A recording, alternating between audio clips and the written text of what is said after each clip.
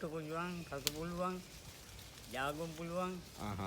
පච්චේ තෝර පුළුවන්, කාට දිනේවා.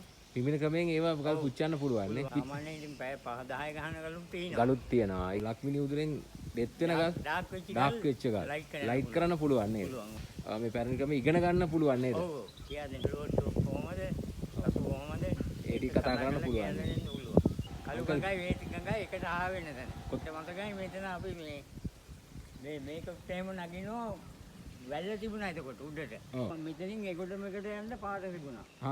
මෙතනින් ඉස්සර මේ පාලම් ගාන ඉස්සෙල්ලා ඔටුවෙන් තමයි ඒකොඩමකට වෙලා තියෙන්නේ මිනිස්සු. මම අවුරුදු 18 කාලේ ඉඳලා මේක තමයි කරේ. මැනික් බිස්නස් කරා. දවසක් ඒවා සියලු දෙනාට අපි අද ඇවිල්ලා සයිමන් මාමා හම්බෙන්න දෙමුමාවතේ ගල් පුච්චන පැරණි ක්‍රමයට ගල් පුච්චන අපි කලින් වැඩසටහන් කීපයක්ම කරා. ගොඩක් දෙනෙක් අපිට කිව්වා නැවත අංකල් එක්ක සම්බන්ධ වෙන්න විදියක් නැහැ කියලා අංකල්ගේ නම්බරේ වෙනස් වෙලා කියලා. මේ අංකල් පොඩ්ඩක් කතා කරමුකෝ අපි අලුතෙන් ආයෙත් මේ සම්බන්ධ කරගන්න කොහොමද මොන වගේ ගල්ද පුච්චන්න පුළුවන් අපි පොඩ්ඩක් කතා කරමු. ඔව් කළු ඔට්ටු පුළුවන්, කසු පුළුවන්, ජාගුම් පුළුවන්. පච්චේ තෝර පුළුවන්, කාට දිනේවා. විවිධ ක්‍රමයෙන් ඒවා ගල් පුච්චන්න පුළුවන් නේ.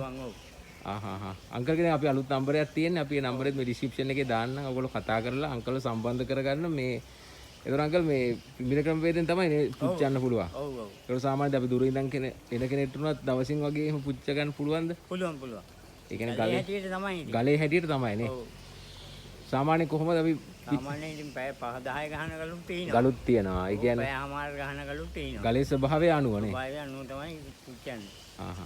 අංකල් අපි කලින් අර කතා කරා මොනවද මේ සාමාන්‍ය ලක්මිනි උදුරෙන් දෙත් වෙන ගල් ඩාර්ක් වෙච්ච ගල් ලයිට් කරන්න පුළුවන් නේද? ඒකට සාමාන්‍ය කොපමණ වෙලාවක් වගේ යනවා? ඉතින් ගලේ හැටියට බලලා තමයි ගහන්නේ. අපිට උදුර ඉඳන් කෙනෙකුට උනත් ඇවිල්ලා අපිට සම්බන්ධ කලින් කෝල් එකක් දීලා ආවනම් හොඳයි නේද? අපි සයිමන් මාමගේ මේ නම්බරේ දාන්න ඩිස්ක්‍රිප්ෂන් එකේ ඔයගොල්ලෝ සම්බන්ධ වෙන්න. ඊට අමතරව ඔයගොල්ලන්ට ඕනනම් මේ පැරණි ක්‍රම ඉගෙන ගන්න පුළුවන් නේද? ඔව් කියා දෙන්න පුළුවන්. සයිමන් මාමට කියලා ඔයගොල්ලන්ට ඕනනම් ඉගෙන ගන්නත් පුළුවන්. ඔයගොල්ලන්ට ගෙදරදීම තිබලා ඒ ක්‍රමවේදය මේ ඔව් කියා දෙන්න පුළුවන් මට. අත්දැක බලන්න පුළුවන් නේද? ගලක් මේ කොහොමද මේ ජාගුන් ගලක් බර්න් කරන්නේ? ඔව්. තෝර කට්ටයක් කොහොමද නේද? ඔව්. ඒ ටික කතා කරන්න පුළුවන්. අලුත් කොහොමද? අසු කොහොමද? ඒ ටික කතා කරන්න පුළුවන්. අපි කතා කරමු අංකල් අපි මේ ඉන්න තැනක් ගැනත් පොඩ්ඩක්. ඔව් මෙතන අපි මේ දෙමුවාවේ පාරමයට ඉන්නේ ගංගායිනේ. ගංගායිනේ. මෙතන මේ කළු ගංගායි වේති ගංගායි එකට ආවෙන තැන. කොතනද? මෙතන. කළු ගංගායි? වේ ගංගායි. වේ ගංගායි එකට ආවෙන තැන. ආවෙන තැන. අංකල්ගේ මතක පොඩ්ඩක් මෙතන ගොඩක් ඇති අපි පොඩ්ඩක් කතා කරමු. මට මතකයි මෙතන අපි මේක තේම නගිනවා වැල්ල තිබුණා එතකොට උඩට. ඔව්. දැන් මේවට ඉනිමන් තියන්න ඕනි දැන් නගින්න. ඒ කාලේ වැල්ල තිබ්බා. හැරිලා. ඔව්. මෙතනින් ගඟ මොකද්ද එකතු වෙන්නේ? වේ ගංගායි කළු ගංගායි. වේ ගංගායි කළු ගංගායි. ඔව්. මේ දෙපැත්තට මේ එකතු වෙන තැන නේ. මෙතන කලින් පාරක් තිබ්බ කිව්ව නේද අංක? පාර මෙතනින් ඒකොඩමකට යන්න පාර තිබුණා. මෙතනින් ඉස්සර මේ පාලම් ගාන ඉස්සෙල්ලා ඔටුවෙන් තමයි ඒකොඩමකට වෙලා තියෙන්නේ මිනිස්සු. ඔරුවෙන්? ඔව්. ඔව්. ඒකට හොඳට ගල් අල්ලලා එහෙම පාර තියෙනවා. මේ අංකර වලව්ව කතාවක් කිව්ව මොකද්ද ඒක? මෙතන ඇන්ටන් අප්පුගේ වලව්ව. ඇන්ටන් අප්පුගේ. බස්නායක නෙලෙවි හිටි. ඔව්. එයාගේ වලව්ව තියෙන්නේ මෙතනින් එහා පැත්තේ. ඒ අප්පු නම් දැන් නැහැ. අප්පුගේ බෑන තමයි දැන් ඉන්නේ ඒකේ. අංකල් ඒකට මේ බිස්නස් එකේ ඒ කාලේ තම ඔව් ඔව් කරා නේද? ඔව් ඔව්. මම අවුරුදු 18 කාලේ ඉඳලා මේක තමයි කරේ. මැනික් බිස්නස් කරා. ගඟෙත් කරනවද? ඔව් ඉස්සර කරුවා.